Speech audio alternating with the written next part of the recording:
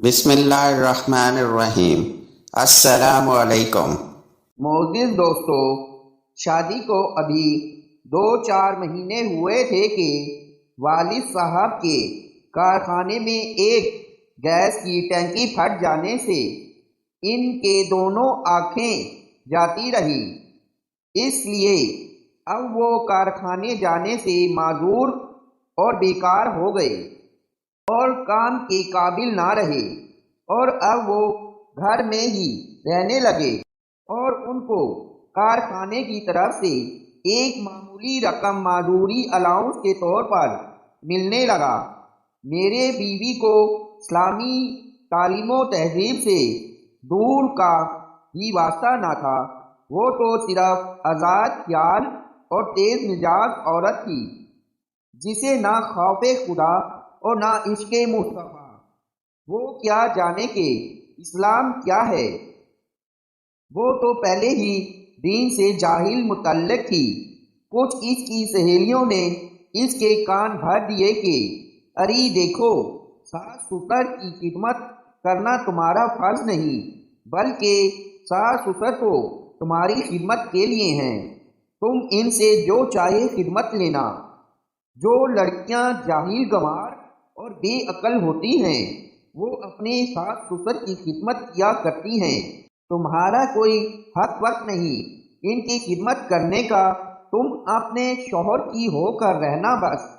اس وقت میں کسی انگریز سے کم نہ تھا، میرے دن رات صبح شام عیش میں گزرتے تھے، اب سوائے خواہشات کے نشے میں کچھ یار ہی نہیں تھا۔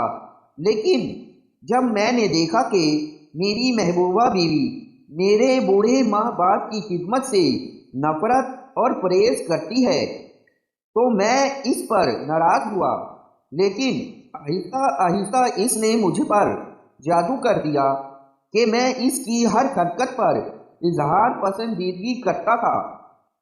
میں اس کی تلخ مزاجی اور ڈانٹ ڈپٹ کو برا جانتا تھا، خواہ وہ میرے سامنے میرے والدین کو کچھ بھی برا بھلا کہتی۔ چوری سے کھانے پینے کی عادت ہے، میری بیوی نے انہیں بہت ہی بری طرح سے جھڑکا اور ڈانٹ ڈپٹ کی، اور میں پڑا پڑا یہ سب کچھ دیکھتا رہا۔ لیکن میں نے بیوی کو نہ روکا، بلکہ اسے ایک لفظ بھی نہیں کہا کہ تو ان سے کیا کہتی اور کیوں کہتی ہے، اسے ٹوکا تک نہیں۔ تھوڑے دنوں کے بعد ایک دن میرے ماموں آئے اور میرے والد اور والدہ کو اپنے ساتھ لے گئے۔ بیوی کہیں باہر گئی ہوئی تھی۔ جب اسے آنے پر پتہ لگا تو اس نے اطمینان کا سانس لیا کہ شکر ہے سے بہت اترا، اور کہا کہ اچھا ہوا روز روز کی کلفت سے نجات ملی۔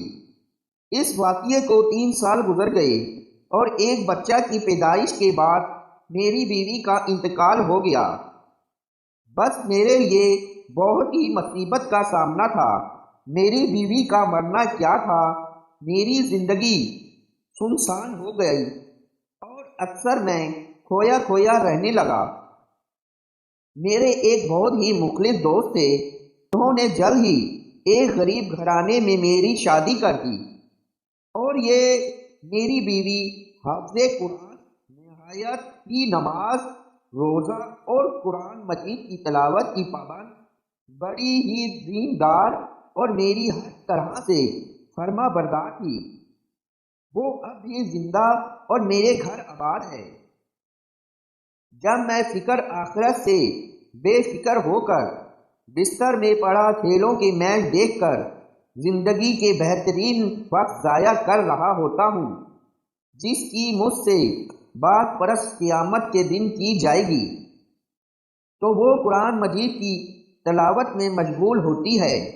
ایک دن کی بات ہے کہ میں چارپائی پر بیٹھا تھا اور بیوی قرآن مجید کی تلاوت کر رہی تھی کہ اچانک وہ اس آیات پر پہنچی کہ جس کی تلاوت و تشریح روزانہ آپ مجھ سے سن رہے ہیں، تو میری آنکھوں کے سامنے وہ تمام واقعات آ گئے جو پیچھے گزر چکے تھے، اور میرے ساتھ میرے ماں باپ نے جو سلوک کیا تھا اور انہوں نے جو زحمت و تکلیف میرے لیے گوارا کی تھی، تو میرے زبان سے یہ بے ساختہ نکل گیا کہ ہائے میرے ماں باپ، اور میں ہوش میں نہ رہا۔ اب اتنا عرصہ کے بعد مجھے اپنے ماں باپ کی یاد آئی کہ زمانہ دراز گزر گیا۔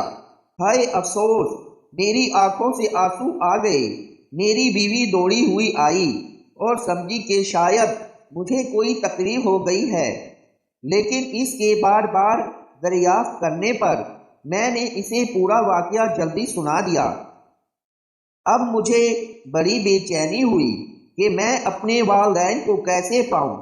میں دوسرے دن ہی اپنے ماموں کے ہاں گیا، لیکن وہاں پہنچ کر میری حیرت کی انتہا نہ رہی جب مجھے یہ معلوم ہوا کہ میرے والدین کئی مہینوں پہلے گھر جانے کے بہانے یہاں سے روانہ ہو چکے ہیں۔ بس اتنا سنتے ہی میرے پاؤں تلے سے زمین نکل گئی کہ ہائے بڑھاپے اور نظر کے نہ ہونے کی حالت میں کہاں گئے ہوں گے۔ میں فوراً ہی اپنے والد کا فوٹو لے کر جو کارخانے میں کھینچا گیا تھا قریب ہی تھانے میں گیا اور فوٹو دے کر رپورٹ لکھوائی، اور کئی اخباروں میں بھی فوٹو کے ساتھ خبر چھپوائی اور ادھر ادھر کئی آدمیوں کو روانہ کیا۔ اب مجھے رات بھی نیند نہیں آتی تھی اور ہر وقت اس فکر میں رہتا کہ کسی طرح بھی میرے والدین مل جائیں۔ میں نے اللہ سے خوب گڑ گڑا کر توبہ کی اور دعائیں کی کہ میرے ماں باپ کو واپس لوٹا دے۔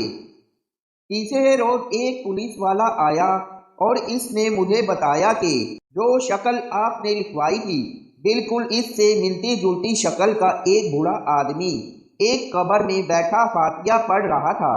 میں دوڑتا ہوا قبرستان پہنچا تو معلوم ہوا کہ وہ میرے چچا تھے۔ میں ان کے قدموں پر گر پڑا اور اپنے والدین کو دریافت کرنے لگا۔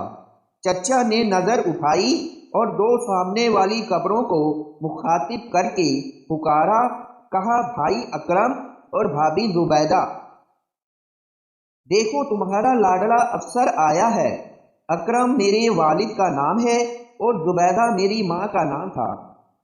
چچا جان کے منہ سے یہ بات سن کر میں اوندھے منہ قبر پر گرا اور پھوٹ پھوٹ کر زراؤ قطار رونے لگا۔ پھر کیا بنتا ہے جب چڑیا چگ گئی کھیت۔